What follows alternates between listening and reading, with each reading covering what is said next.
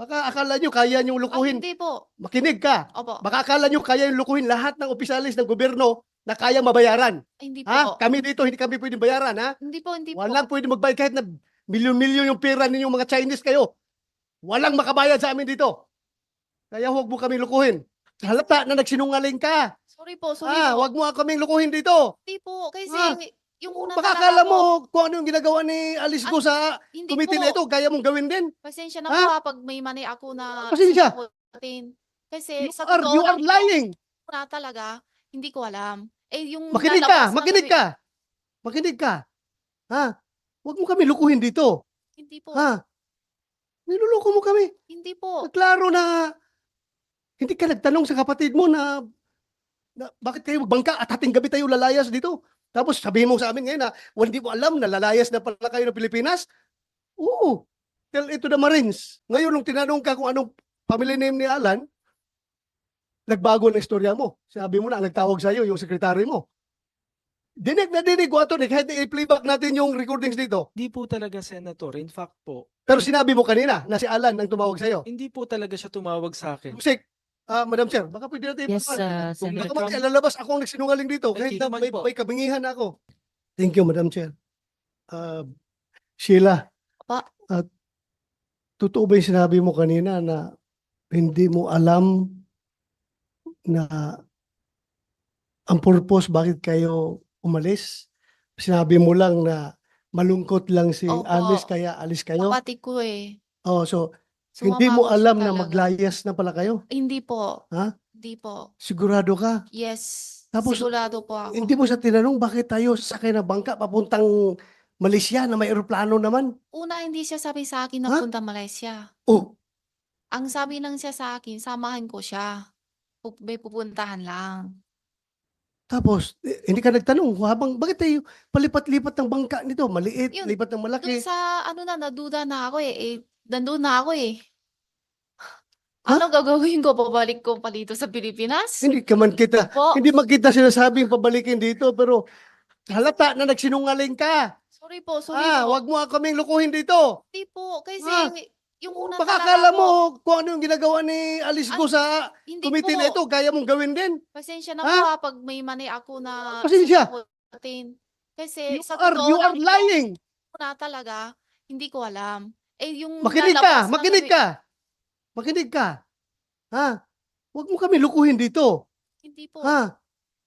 Niluloko mo kami. hindi po. Klaro na hindi ka nagtanong sa kapatid mo na bakit kayo magbangka at hating gabi tayo lalayas dito. Tapos sabihin mo sa amin ngayon na hindi mo alam na lalayas na pala kayo ng Pilipinas.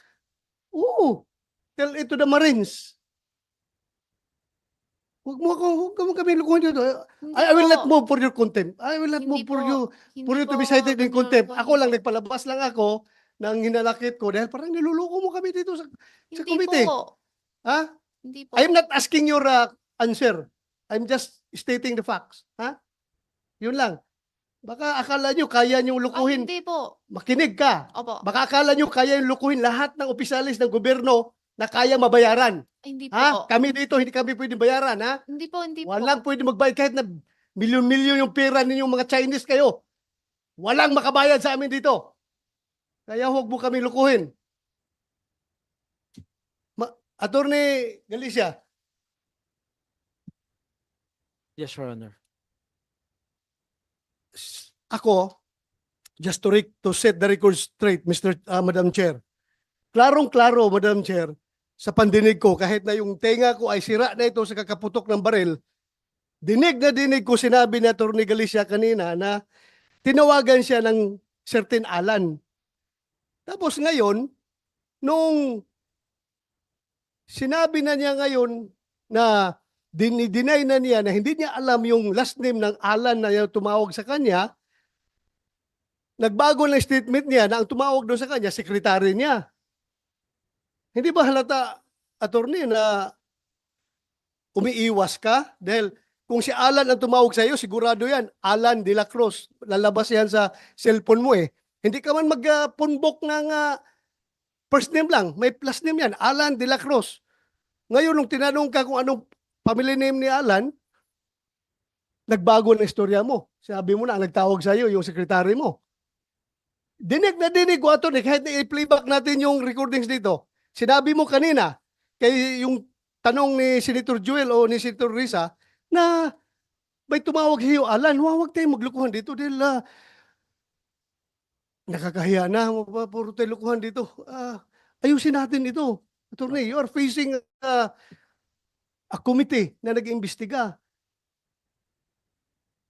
So, are you uh, holding on to your next second statement na hindi si Alan tumawag sa iyo? Opo, Ipe-play ko yung recording dito. hindi po talaga, Senator. In fact po, Pero sinabi mo kanina na si Alan ang tumawag sa iyo. hindi po talaga siya tumawag sa akin. Musik, Madam Chair, baka pwede natin Yes, ipagpawan. Kung Senator. Baka mamaya lalabas ako ang nagsinungaling dito kahit Hindi na naman may, po. may kabingihan na ako. Comsec, para lang mapalagay ang loob naming lahat, no? Provide sa amin yung portion na yun ng transcript.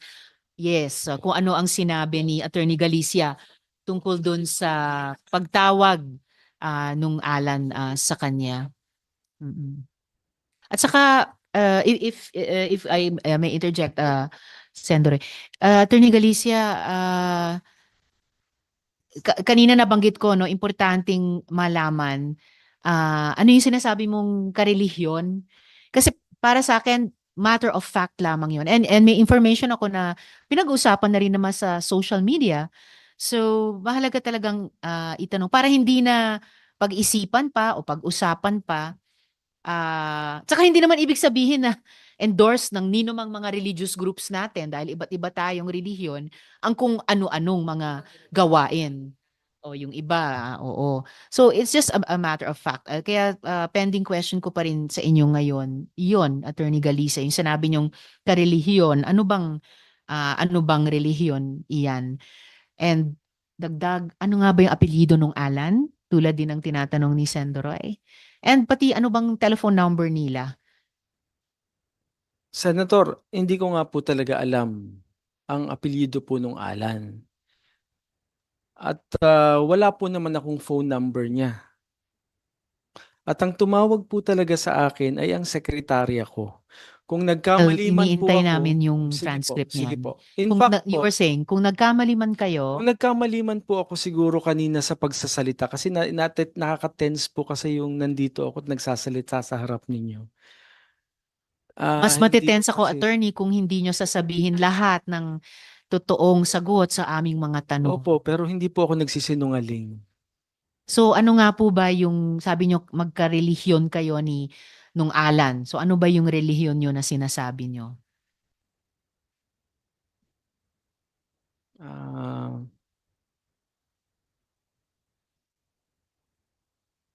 Or kung gusto nyong isulat na lang sa chair and then isasabihin ko sa mga kasamahan ko or babasahin ko ba? I mean, ako, katoliko ako. Pag ako nagkasalanan or kung gumawa ako ng krimen, hindi yun sinasang-ayunan ng simbahan at Santo Papa. Madam Chair, Yes, Sendoroy. just for the record, basta sigurado ka, attorney, hindi Kingdom of Jesus Christ, ha? ay, Hindi kay po. Buloy. Hindi po. Okay. Yun pala. And in fact, Sendoroy, exactly, kahit lahat ng KOJC, hindi ko nilalahat. Madam Chair, Sen may I just Joel, before pound we on what continue. you are saying? Kasi Attorney Galicia, baka kasi akalain ng lahat, kahit banggitin na po, lalo ngayon na parang nagkaroon ng lal bago banggitin yung relihiyon, wala akong kinalaman yung relihiyon na sa anumang gagawin po natin dahil sariling desisyon po natin yon. Ngayon, pag hindi nyo po sinabi rin, yun ang magiging dating kasi sa taong bayan na parang pag ganito yung relihiyon, ganito yung gagawin. Hindi po ganon. Kaya paulit-ulit po nating sinasabi yun, walang kinalaman ng anumang paniniwala o relihiyon dito dahil sa huli, ang bawat desisyon na gagawin natin, the decision we make dictates the life we live. So, yun po yun, no? Tayo yung nagdidesisyon sa bawat desisyon natin. Walang kinalaman yung relihiyon. Salamat, Madam Chair. Salamat, Sen Joel. Attorney Galicia, familiar po ba kayo sa Diario Arangkada? May Opo. role ba kayo doon? Meron po. Okay, so familiar. Ano pong role nyo doon sa Diario Ako po Arangkada? yung publisher nun. Okay, publisher. So, parte po talaga kayo sa dyaryo. So, bakit yung sinasabi na di kayo updated sa balita? Hindi ba Arangkada dapat up to date? Oo. Hindi ba kino-cover ng Dyaryo Arangkada itong mga pagdinig namin tungkol kay Alice Ine-expect ko Guo? na po na yun po ay sasabihin po ninyo. Yes. Pero sabi ko nga po sa inyo, I'm just trying to be truthful po sa pagsasalita ko dito. Pero sa totoo lang po, hindi ko po talaga alam na may warrant of arrest siya. Hindi ko alam kung maniniwala kayo sa akin, pero yun po ang totoo. Well, mahirap po sa publisher ng Dyaryo Arangkada. Kung Dyaryo Atrasado, maniniwala ako na hindi nyo alam na may warrant of arrest po sila. Attorney, lumaki daw si Alice Guo sa farm at nakatira sa Tarlac. Bakit kaya sa Bulacan pa po siya nagpanotaryo? Yan po. Alam ko po, tatanungin nyo rin po yan at ang sagot ko po ay hindi ko po alam. Sa lahat naman ng notaryo sa Bulacan, bakit kayo pa po ang pinili niya? No? Hindi ko rin po masasagot. Kung personal ko po- Tinanong nyo ba siya kung sino nag-rekomenda sa kanya sa inyo para maging notaryo niya? Wala po akong natanong na ganun eh. Ang sabi niya lang po sa akin, alis na lang po, salamat po attorney at wala na pong gustong tumulong sa akin.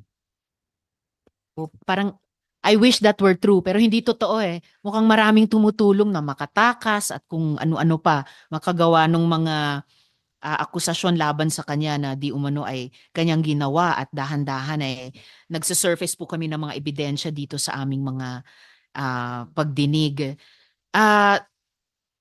So sinasabi niyo po lahat ito coincidence lang na dinami-dami ng mga abogado at notaryo sa Pilipinas na kayo ang napili ni Alice Guo na maging notaryo sa kanya. Siguro po, Senator. Madam Chair, Yes, sir. hindi ko Senator kaya Wells. dahil Attorney Galicia, dahil alam ni Alice Go na magnonotaryo kayo sa kanya kahit hindi nyo siya kilala, magnonotaryo kayo sa kanya na subscribe and sworn before me kahit hindi siya nakaharap, kaya po siya lumapit sa inyo. Hindi ko kaya ganon? Hindi ko po yan alam, Senator. Pero siguro yun po yung dahilan. Ako, naniniwala po ako, yun po yung dahilan. Kasi sabi nyo kanina, hindi nyo po siya kilala, pero kung hindi nyo po kilala, di dapat mas lalo kayong naging mas maingat dahil gusto nyong malaman yung katotohanan dahil hindi nyo po siya kilala. But then again, hindi nyo po siya pinababa, nasa sasakyan po siya, hindi nyo po siya pinasumpa, hindi nyo po siya pinaglag doon sa inyong logbook, at binigyan nyo siya ng special treatment, kumbaga, attorney. Kaya para sabihin po na usual lang po, hindi po usual yung nangyari po dahil hindi nyo po ginagawa ito lagi-lagi doon po sa inyong opisina. Thank you, Madam Chair. Salamat, Sen Joel. At Attorney Galicia, may isa pang bagay na nami-misteryosohan ako tungkol sa pagpapanotaryong ito. Ayon sa isang interview sa isang opisyal, sinabi mo na hindi nyo siningil si Alice Guo para sa ibinigay nyong serbisyo. Ano po yung dahilan na inilibre nyo siya? Hindi ko po siya intentional na nilibre. Hindi ko na lang ho siya talaga nasingil. Paano po nangyayari yun? Naku sir, ang mga abogado, mga profesional, masinop, di ba? Ayan, may mga nagwo-walk out na po at hindi na nakakayanan. Paano po nangyari na nalibre po ninyo siya? Meron po bang sumagot na sa pagbayad sa pagpapanotaryo? Wala naman pong bayad talaga. Wala. Paano po magsusurvive ang bawat firm or opisina ng mga abogado o notaryo kung hindi po masinop, no? Kahit sa ganitong Marami mga bagay. po ako actually nanonotaryong wala namang bayad. Okay, pero dito kami pinaka-interesado sa taong ito na ninotaryohan nyo ang mga dokumento na hindi nyo pinasumpa, hindi nyo pinapirma sa notarial book, hindi nyo pinababa sa kanyang sasakyan para umakyat sa opisina nyo at nalibre nyo pa sa huli. At inuulit ko po, Attorney Galicia, yung hiling ni Sen Grace, hinihiling na rin po ng chair, paki-submit in writing kahit sa COMSEC namin yung inyong sinasabing relihiyon na magkarelihiyon kayo ni Alan.